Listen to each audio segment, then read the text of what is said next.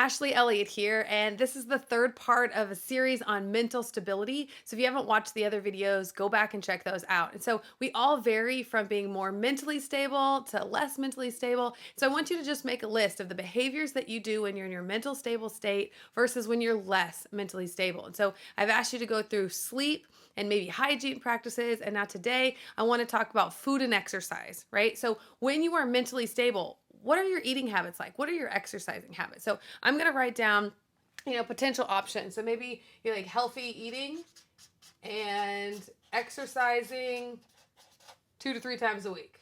Okay. So what does it look like whenever you become less mentally stable? And so maybe fast food, out to eat, other types of things. Maybe you're not spending as much time. Maybe you're just eating junk food. And then what do you exercise? Like maybe it's no exercise.